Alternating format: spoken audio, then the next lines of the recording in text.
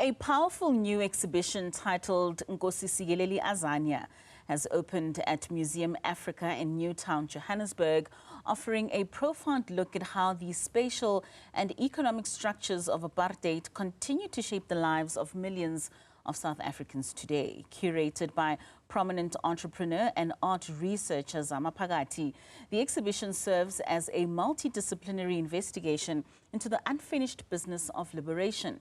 It runs until the 27th of February with free admission to the public. Zama joins us now to tell us more about this. A very good morning to you and thank you so much for your time. So as the curator of the exhibition Nkosi Sikelel iAzania, talk to us about, one, what inspired this project and if iAzania was intentional in keeping it that way. Good morning, Katleho. Yes, so basically what inspired the exhibition was it started as an exploration of spatial injustice. You know, I was basically looking at the distances in which people travel to get to work, you know, which is like from the townships, you know, to the suburban areas. And through looking at that, I was, you know, also just trying to do research on apartheid era architecture and planning, you know, and how much of it has changed, you know, throughout the years, well, into our democracy as well. So that's where the exhibition started at. And it's, you know, as I was researching, it sort of like grew and, you know, just took direction into what it's become today. And what would you say are some of the most powerful or most surprising pieces within this exhibition, and what stories do they tell, particularly when it comes to that spatial planning that you make reference to? Wow, there's actually quite a few. There's a... So basically, there's two that were always there. So there's these two photographs by David Goldblatt. The one is from 1979. From his series it's titled In Boxbag, and which was you know, it documents you know, like a white town during apartheid. And there's a photograph he then shot in 2006 of Uma Miriam Mazibuko in Alexandra Township, watering her garden. And when I looked at those two, and they tell a different story, you know, photographed by the same photographer 24 years apart. But it just showed how life was for white people under apartheid, and you know, for Black people under democracy. And for me, that was just like, wow, you know, Yeah. this is such a conversation. And I even wish that I could have a conversation with him to actually like just find out, was he aware of this, you know? And to pair those in the exhibition, they paired with an installation of Imkuku by Lazima Tebula, titled "To Have a Home Is Not a Favor," you know, and that then, you know, talks more into like now the installation is dated 2026, you know, so it's like those two artists and three artworks into one conversation is extremely powerful. I mean, there's a lot other conversations like that within the exhibition. Yeah. And I mean, as a curator, Zama, talk to us about how you went about in just finding the different pieces. I mean, you've got pieces from Sue Williamson, Jared Sokoto, you've already mentioned Lazima Tebula, as well as Santu Mofokeng. How is it that you find a certain artists that you feel would contribute in a very similar way, but each telling their different stories to the exhibition? So basically my practice, how it's done, it's quite done in reverse as compared to like other curators. So basically I start with research, and then after the research I write the text, and I call the text a script, because then it gives me direction in terms of like which artworks I need for the exhibition. So by the time I start researching artworks, I already know what I'm looking for exactly. You know, for an example, with Ernest Cole, you know, there's photographs of the overcrowded train stations, you know, that were there for Black people during apartheid, and then I paired those with Church Train, which is a series by Santu Mofokeng, and for me, while Ernest Cole was documenting what was happening outside the trains, the train stations were overcrowded and not everyone could get into the train.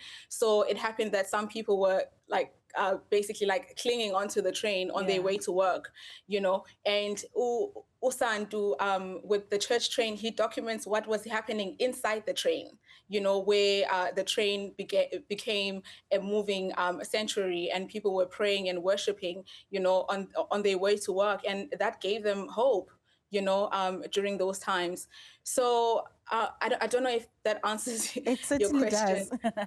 It certainly does. And I think it's quite interesting how it all comes together, but I think also how important it is from a research perspective that it needs to educate and create awareness for people to understand why certain things are, especially when it comes to the spatial and developmental planning in how we are seeing our cities operate. Now, art has historically, Zama, played a very crucial role in protest and social activism.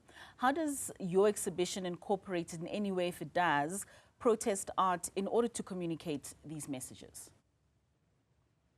I mean, protest art, it has always been there, but like also I think for me, it played its role in terms of like it became a cultural resistance thing, and which even today it still plays that role. I mean, in the exhibition we also have a photograph by Thembile Msizane, from it's titled Shapungu, the day Rhodes fell, and which was captured from Rhodes Must Fall movement. For me, that's still protest art. It's political. And through this exhibition, I actually got to a point I was like, I think being a South African is political, because I always find myself in these political spaces, even abroad, at the moment, because my understanding of art and its and the roles that art plays, it might be quite different to somebody else who didn't grow up in South Africa and who doesn't have this history that I have. Yeah. Yeah, most certainly. And what challenges, if you have faced any, especially in putting together this particular exhibition, do you find, especially when dealing with such sensitive and complex issues? The challenges, I would say I was quite emotional at the beginning because it just, I mean, you know, at some point in my text, I spoke about how this is not just a story about South Africa.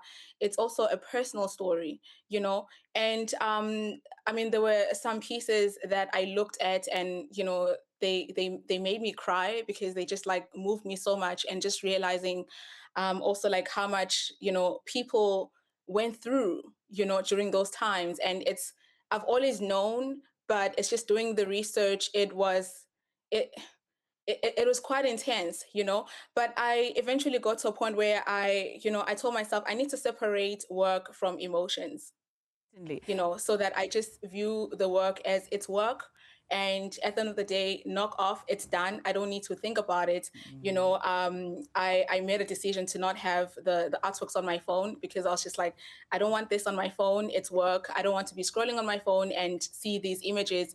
It's just work. So that was the only challenge that I had. I didn't have any challenges with institutions or artists, so I think it was just like really just based on the intensity of the stories, because like from the beginning I always knew that I wanted to tell this story through lived experience, Certainly. but that also comes with its own baggage, where you are sitting. There was a point where I'll sit in these sessions with the District 6 Museum, just like going through stories of people that were removed from their houses. And you're hearing these from the people themselves, and so that was, the emotional part of it was like a challenge for me. I can imagine, and I suppose it would also invoke the same emotions for those that are attending the exhibition at Museum Africa. Lastly, before we let you go, Zama, what role do you believe museums as well as cultural institutions have in shaping public discourse, especially on social justice and historical memory? I think museums have a role to, you know, to educate, but just to also just preserve, to preserve uh, histories and memories. So museums, more museums need to open their doors to these discussions, and these dialogues, because they are very important in shaping future generations, and just educating people, and young people about like where we come from as a country, because I believe that for us to talk about the future, we need to know where we're coming from, So I think museums have they certainly have that responsibility, and just to also just have factual exhibitions. Zama, thank you so much for your time and putting together such an exhibition that is free to the public for them to come and enjoy and educate themselves. This is Nkosi Sikelel iAzania with Zama Phakathi. This is happening at the Museum Afrika in Newtown.